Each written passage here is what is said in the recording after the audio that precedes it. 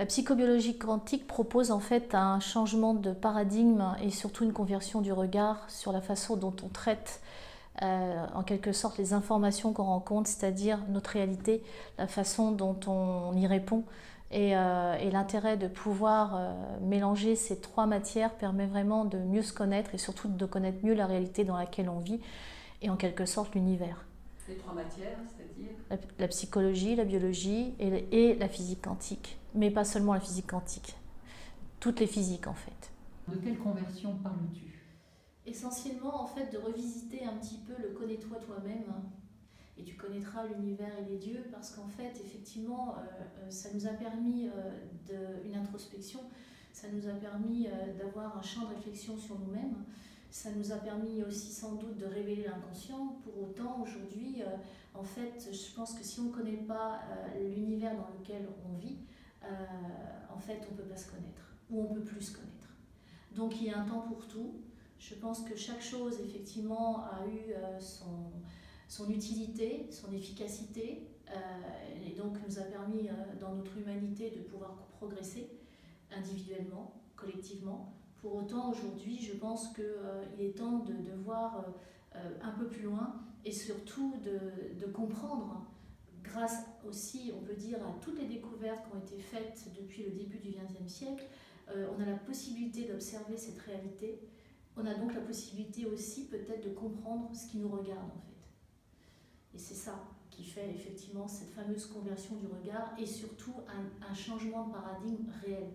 Et pas le fait de progresser ou de recommencer, voire de commencer dans le meilleur des cas, mais vraiment de réévaluer, peut-être même de revisiter nos mythes, de revisiter nos croyances et la façon dont on est en relation avec notre environnement. Et donc forcément avec les autres, et donc forcément avec nous-mêmes. De quel observateur parles-tu? Que devons-nous observer? De quel observateur je parle? C'est une question très importante. Parce que justement l'observateur dont on parle, on ne sait pas qui. C'est un observateur, on va dire, lambda finalement, c'est tout le monde. Mais c'est ça qui devient intéressant, c'est de se dire qui regarde quand je regarde. Donc, qu'est-ce qui observe? Et c'est vrai que l'observateur, même le physicien à la limite, quand il observe quelque chose, ou n'importe qui, quand on observe quelque chose, on a tendance à s'exclure en fait de ce qu'on observe, et je dirais même dans une certaine mesure, on va appeler ça une équation. On s'exclut de l'équation. Alors qu'en fait, ce qui est important, c'est pas seulement ce que j'observe, c'est pas seulement de voir que j'observe, mais c'est de voir qui en moi, qu'est-ce qui en moi observe. Je vais à la campagne et pour me reposer et j'ai envie d'être dans la nature. Et là je me dis, je vais aller me promener. Je vais me promener, je suis quelqu'un qui adore la nature, qui adore ce côté paisible de la nature. Et tout d'un coup je vais me retrouver devant un étang. Et qu'est-ce que je vois? Des chasseurs qui sont à l'affût et qui attendent en fait du gibier et des canards. Et je suis là et j'observe ça. Et je vais me dire instantanément, mais c'est pas possible, on peut jamais être tranquille. C'est pas possible, je rencontre ça, j'ai pas envie de rencontrer ça, ça me dérange, ça me fait même du mal. Et ce qui devient intéressant, c'est que du coup, je vois que le point de vue finalement que j'observe, mais le point de vue de quelqu'un en moi qui finalement peut être anti-chasse, qui a besoin de la nature dans ce qu'elle représente, et donc c'est une image, c'est une représentation émotionnelle de cette nature. Mais je ne vais pas me poser la question, comment se fait-il que je fais ce choix d'être au calme, d'être tranquille, de me détendre, de me ressourcer, et tout d'un coup je rencontre cette image-là. Et c'est ça qui devient intéressant, c'est pas seulement ce que j'observe, c'est pas seulement ce que je rencontre aussi, c'est qui le rencontre, quelle partie de moi le rencontre. Et qu'est-ce qui fait qu'on rencontre ce type d'expérience? Pour donner raison à quelque chose de très inconscient, de beaucoup plus caché en fait, à savoir que la personne en question se promène, cherche en fait à se détendre et au final on se rend compte que dans sa vie c'est une vie de personne qui s'est donnée à son travail, qui n'arrête pas et donc elle pense que ça s'arrête comme ça. Alors qu'en fait il y a quelque chose en elle qui n'arrive tout simplement pas à créer un environnement paisible. Elle n'est pas paisible en elle-même. Donc après, quand elle rencontre ça, elle a l'impression que ça sort comme ça, c'est au hasard, qu'elle n'a pas de chance, que c'était pas son jour, alors qu'en fait, elle est toujours sur un mouvement, une dynamique qui fait que En fait, à la limite, peut-être que cette image est aussi faite pour pouvoir lui faire prendre conscience de quelque chose. Finalement, de sa propre violence vis-à-vis d'elle-même. Peut-être qu'elle-même est en train de tuer quelque chose. Il n'y a pas que les chasseurs qui tuent les canards. C'est une interprétation. Il peut y en avoir d'autres. Mais en tout cas, il y a toujours quelque chose qui va sortir comme ça du chapeau. C'est un petit peu ça aussi la physique quantique, qui va être là pour nous montrer quelque chose qu'on n'a pas vu. En fait, c'est la façon dont la matière communique avec nous, en fait. Donc Pascal, ce que tu nous dis, c'est qu'on ne rencontre rien par hasard. Absolument. Donc en fait, effectivement, on est la résultante de nos pensées passées, non adaptées au présent. Donc là, tout est dit. Et ça, c'est une phrase d'un mathématicien, Émile Pinel, pour le citer. Et donc on comprend bien à quel point, en fait, ce qu'on rencontre, on l'a créé à un certain niveau. Et c'est là où il faut aller remonter à la source pour voir, en premier lieu, quelle est la partie de nous qui l'a créé, et peut-être aussi de comprendre effectivement comment la matière s'organise, en fait. Et les lois de la matière nous permettent de comprendre comment la réalité, tout d'un coup, va descendre, s'effondrer. C'est un mot de la physique, comment une réalité s'effondre pour se mettre à exister presque subitement. Et c'est là où c'est un côté parfois magique. Moi je dis non, c'est pas magique, c'est quantique. Et donc à partir de là, mais on est de plus en plus dans notre libre arbitre. Et c'est ça en fait, c'est ce à quoi nous amène ce changement de paradigme. Le libre arbitre. Tout à fait. Il va être proportionnel à la conscience que l'on a de qui on est. Voilà.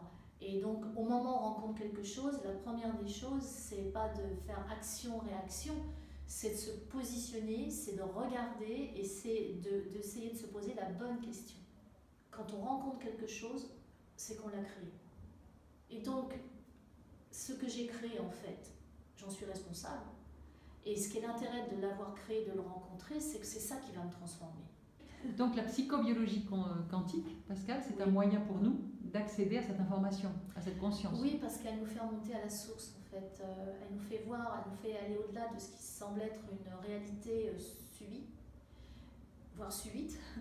Et à partir de là, elle nous permet de pouvoir aller vraiment à la source. Et la source, déjà, commence à la naissance, hein, voire avant. Et c'est là où déjà on a emmagasiné des informations, on a déjà un vécu quelque part, mais en fait il s'encode, il est encodé dans notre ADN. Donc ça, c'est le rôle de la biologie. C'est le rôle de la biologie, mais pas seulement. C'est le rôle aussi de la matière qui, quelque part, en fait, vieillir, c'est prendre de l'information. Donc on voit bien que c'est aussi la façon dont fonctionne la matière. Et la cellule, c'est la plus petite unité de conscience. Dans une cellule, il y a tout. Et il y a aussi, on va dire, une somme tellement importante de mémoire avec l'ADN, le fameux ADN, mais il y a aussi la possibilité aussi de pouvoir activer, désactiver. Donc en fait, c'est pas quelque chose qui est là comme ça et qui on va dire, écrit dans le marbre.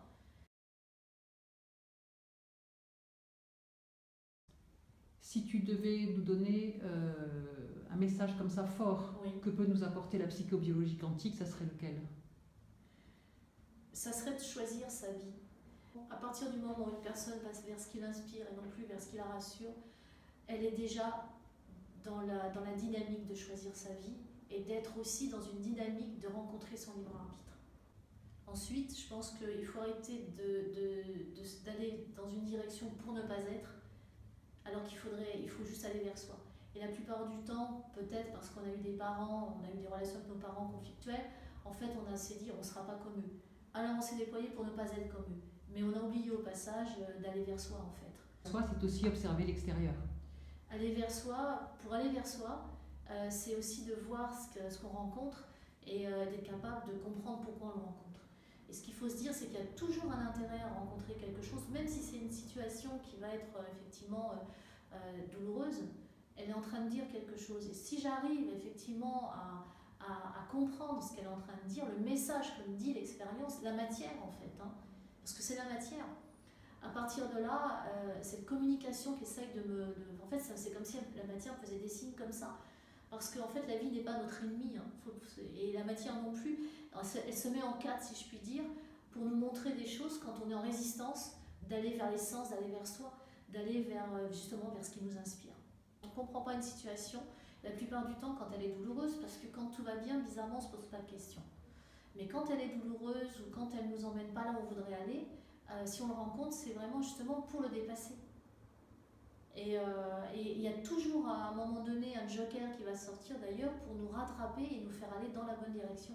À l'intérieur de nous, ce qui est au-delà du jeu qu'ils expriment, c'est tellement plus grand que nous. Donc même si on n'est pas croyant, déjà on peut au moins voir à quel point ce corps est constitué d'éléments qui se mettent en branle, on peut dire ça comme ça, pour ce qui s'organise, pour que je puisse exprimer quelque chose ici et maintenant, vivre quelque chose.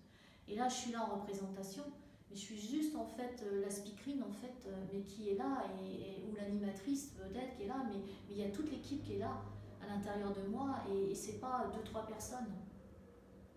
C'est quelque chose d'extraordinaire, et plus je rentre à l'intérieur de ça, et plus je vois que c'est extraordinaire. Donc j'ai déjà la plus petite unité de conscience qui est la cellule et qui est parfaite.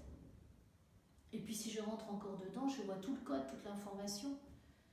Et puis si je rentre encore dedans, je vous laisse deviner, après c'est à vous de voir et d'explorer aussi cet univers-là, ce qui nous habite, qui est non seulement en nous, mais qui est aussi à l'extérieur de nous. La potentialité de l'univers, c'est vraiment tous les possibles possibles.